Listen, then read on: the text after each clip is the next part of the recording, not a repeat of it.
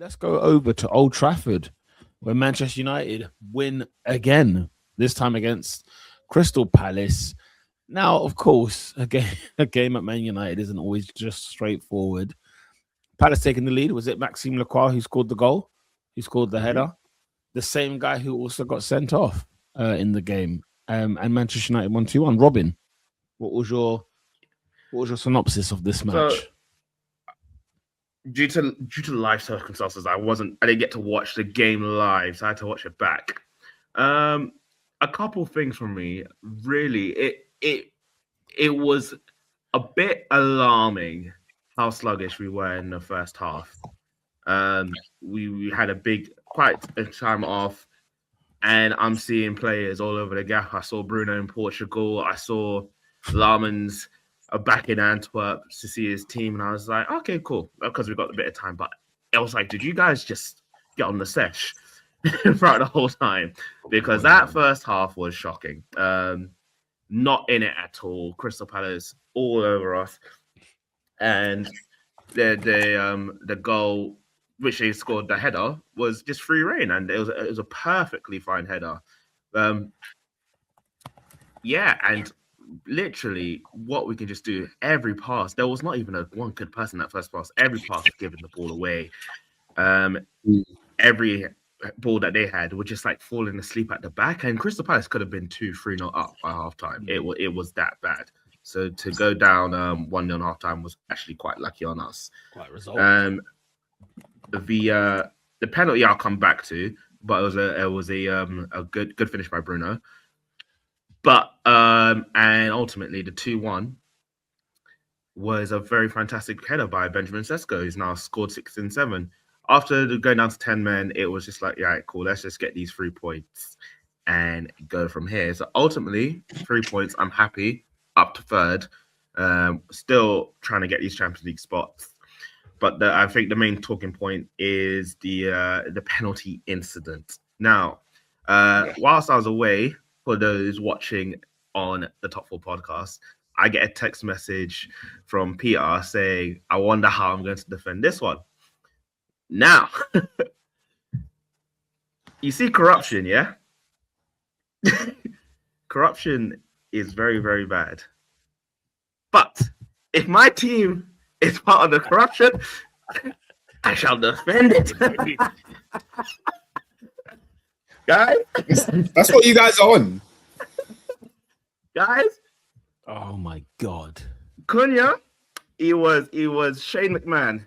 He was Lord Sugar.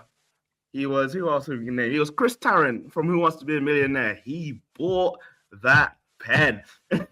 100%.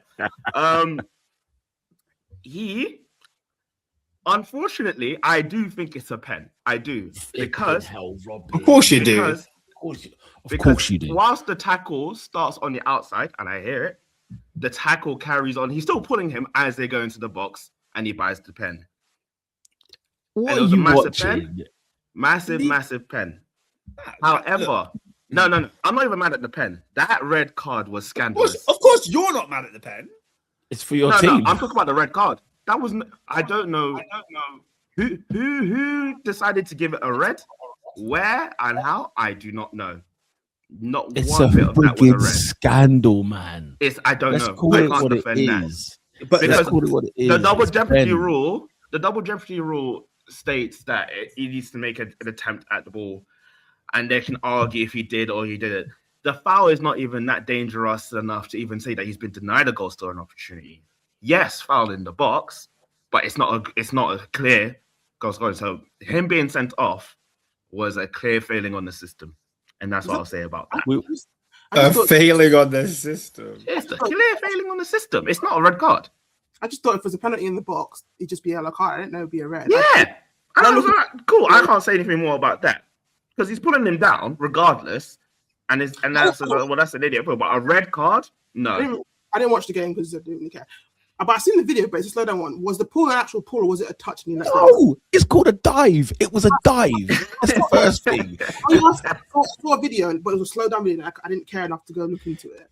The worst. Like touched his shoulder, released it, and then Cunha dived. Whether he did or not, he's whatever. Yes. But I'm not. Yeah. So I don't know. Maybe we're basketball now, yeah, where every contact is a foul. Okay, if that's the case, fine. It is what it is. But it's a blatant dive from Cunha. As Robin said, he's bought it, right? I'm not even mad at Cunha. I'm not even mad at him because the referee was, I don't know what he was possessed with. The fact that I don't think this thing enters the box personally, but the fact I don't even think it's a foul in the first place because it's not. To me, it was a dive, right? I think there's genuine contact on Cunha, but I think the referee could have just pulled him. Could have pulled it back, given him a yellow card, free kick. I wouldn't have been mad at that. Then to go and send him off. Now, we were on this podcast how many weeks ago? We did like a 40-minute hot debate with Mark Gay at Anfield. And after all of that conversation, what I saw took place at Old Trafford was a scandal, man. Isn't that what always happens? We all say this. Like, if something gets given one week or not one week, very next game, you will see it given, and that's what happens. It's madness to me. It is. And it's madness. If you can dive, because me, I've accepted, still get annoyed about diving and soft pens, whatever it is, but I've more or less accepted. So my whole thing is, if you're going to dive, act properly, claim that dive. Which is, for example, from this one video I've seen of Cunha, you look like a dive, but he won it. Compare it to Gyökeres and that failure of attempt to dive. It looked the same. That looked the same to me. No, but this is what I'm saying. Learn how to buy it. Both for poor. Gyökeres has not learned how to buy a dive. And it's but Lola, are we saying we bought it? Are we saying he bought it because the referee made a stupid decision by calling it, or are we saying Cunha's dive was clever? Because I don't think it was that clever. He looked quite blatant. He got shot. It's one of those ones. Yeah, he threw himself. Yeah, don't get me wrong. Sometimes if they give it, it's all kind of outcome based. But also, if you're it's one of those ones where I've seen, for example, Xhaka is good at them and bad at them at the same time, but he wins them. It's kind of basic. You know what I mean? So Gabriel, he's good and bad at it sometimes, but he wins them. My whole thing is, if you're going to do it, do it properly. Like, actually learn how to buy. Take the hit, yeah. Like, it's one of the best. Some of us who are old enough. Until diving in general gets properly actually punished. Dive where you want in it. We can get mad at it as an opposition, but the fact of the matter is, it gets given. So some of us who are. Lean into it. Get your players to learn how to dive properly. Saka, big man thing. Learn how to dive properly because he's bad at it as well. Some of us who've watched football long enough, but I used to watch Perez and I used to watch Mikel Arteta for Arsenal buy free kicks. When I tell you, they'll see the defender coming and he'll ride the challenge though. Do you know them ones? Like he'll take the challenge with him. And Sergio Aguero was a master at it. He just used to ride the challenge, get that book in, get that card, and off we go. I think even Rodri used to be great and all. I hate players that are not smart enough to do that. You know what I'm saying? If it's there, learn how to win a foul. Win a foul. Like Martinelli on Pedro Neto. Like Oscar said that it was barely much contact with the Neto one, which is kind of true. But Martinelli took the hit. You know what I'm saying? Take the hit a bit and then go down. But like I said, man want no scars and just at all decisions. No, man. But like I said, where the corruption is the red card. I don't know who, where, or why, or how that happened. Let's call it what it is. It's bent. It worked in our favor, and we got the 2-1. Robin, United are third, mate. Yeah, third in the league. Who did they take third from, by the way? What, Unai Emery's Aston Villa? We were 12 points behind Villa. This has been a fantastic fight. Hang on. Say that statement again. Well, we're 12 points behind Aston Villa. Yeah, because I want Oscar to come to the stage.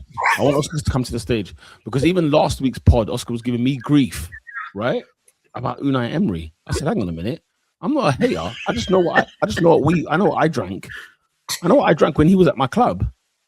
Listen, Manchester United were 12 points behind Aston Villa, right? When Michael Carrick took over, Oscar." Aston Villa lost to Wolves on Friday night. I've been letting when it comes to Wolves, I've been willing to. I mean, when it comes to Villa, I've been willing to let so much slide. But 2-0 to Wolves without reply. This is supposed to be a derby for you lot. Yeah, they take Apparently. it seriously up there. I don't know why, but apparently, yeah, go on. No, it was because It's not a derby. Oscar, have you been? Wolves and Birmingham are two different places. Yeah, but it's like London, isn't it? It's like it's too far. We're in the same vicinity. Lola, give me a London derby that's not in London. No, but it's the Midlands. Nah, you're a mug. You're a mug. The Midlands is not a thing. It's not a The thing. Midlands. No, I'm saying, like, if you go, we're talking Wolverhampton. You drive from Wolverhampton to Birmingham, Oscar. How long does that take? It's 30 minutes. I have done it. It's not far. Yeah, 3-0. It's not 30 far. minutes. I have actually done it. Are you on an R8? Are you driving an R8? What are you talking about? 30. I just No, it's 30 minutes. I haven't included traffic, but it's actually 30 minutes long. The distance between Molineux and Villa Park is 12 miles. What? It's not long. Yeah, That's not 30. That's, bro, You can hang on. That's shop not 30 minutes. That's not 30 Yes, minutes. it is. Yeah, it is. Oscar, Woolwich to Highbury is 12 miles. It's not 30 minutes. Yeah, but that's, the roads are It's different. not 30 minutes. Oh, 30 minutes sound bad. Brother, That's a there's bit of a a treat. motorway. That's a bit of a treat. M54. Mate, I've done the drive. Outside of I've done the London, drive. you can actually drive over 20 miles per hour. Legit. You can actually That's go. true. That is true.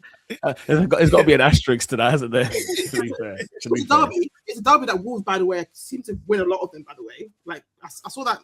Yeah. Is it? And that to me is partly why I would call it a derby, because it does have them bogey results, it does have the passion, it does have what you need. So, question: when Villa play West Brom or when Wolves play Birmingham, you man are calling that derby? They do it. Yeah, They West do. Bromwich Albion and West Bromwich Albion is literally next door to Birmingham. Literally. They call it derby. They do it as well. They're all Midlands. They're Yeah, all Peter, there. don't be like that, man. Come on, Yeah. man. It's What do not you mean, like all just Midlands? only. And yet you are the same people that would have a complaint about Bournemouth and Brighton being a derby. We're gonna have Birmingham friggin' Villa. Oh, you mean like we're talking about Hull versus Plymouth or something? And also, It's it's not about like we're talking about the Rose Derby or whatever. it's You know what I mean? The M23 derby. There you go. it's Fulham versus Arsenal or Crystal Palace. You know what I mean? It's like you're in the same area, so it's a derby. It might not be a rivalry, but it's a derby. Oh no, I'm not. I think I think it's more of a rivalry than it is a derby. It's more of a They're rivalry. Midlands, though. Isn't the whole point in the London same derby. place? It counts. Yeah. No, as in what I mean, as in I know what you're saying in terms of like Fulham and Arsenal's not a rivalry, but it's a derby because it's both in London. Those are two clubs in London. I'm not arguing those. I'm arguing somebody, like, oh, what town are you from? I'm from Birmingham. And what town are you from? I'm from Wolverhampton. They're two different towns. Yeah, but the Midlands door to each other. compete, bro. The Midlands compete. The Midlands are about this life, man. Okay. There's the whole kind of West Midlands is one thing, and the East Midlands is another. Like Leicester's over there. That's the same thing when we argue about Sunderland. It's the same thing we argue about Sunderland and Newcastle. Yeah, look, You argue about Sunderland, Newcastle, Tyne and Weir. Guys, we've been here. We've been here about Sunderland and Newcastle. You already know my thoughts on Sunderland and Newcastle. I already said this conversation already. The fact that they call it a Tyne Weir derby or a Weir Tyne derby, it tells you everything you need to know about that problem. Them man outside London do their own thing. Same thing. You got Southampton and Portsmouth for a thing as well. Yeah. Newcastle versus Gateshead. Not saying Peter, why is Sunderland Newcastle a derby then? He doesn't think it is. That's what I'm He trying to doesn't say. think it It's a poor excuse of a derby. What, Like you Gateshead think- is a derby with Newcastle. They're you think literally a in the der- same ends. You think a derby should only be from two teams in the same city? Is that what you're saying? Agreed. Yeah. That's not crazy, is it? That's not crazy. Wait, 'cause you know what? Two That teams said, in by your Birmingham, logic, right? there are zero rivalries. I Well, don't that's not like. true. That's not I true, is think he has. There's a clear logic to. No, what yeah, I he's hear saying. what he's saying. I just don't agree. I just think. Aston Villa and Birmingham City have the same like postcode. It's BR something. Yeah, but okay. that's and a rival at the same time. That's a fusion. No. Yeah, I'm not arguing about rivalry. I'm just saying derbies. By the way, I'm just talking about derbies, not rivalries. Yeah. Because everyone has their rivalries with different places. I mean, Liverpool, Man United have a freaking rivalry. We're not calling that a derby. We're nowhere near calling that one a derby. Call it derby? Apparently, it is the English version of El Clasico. Apparently. Okay. Anyway, Okay. Apparently. Yeah. Anyway, yeah. I just think if you live in London, if you live in Wolves, if you live in where like the town, the city is where your derby is. I hear you.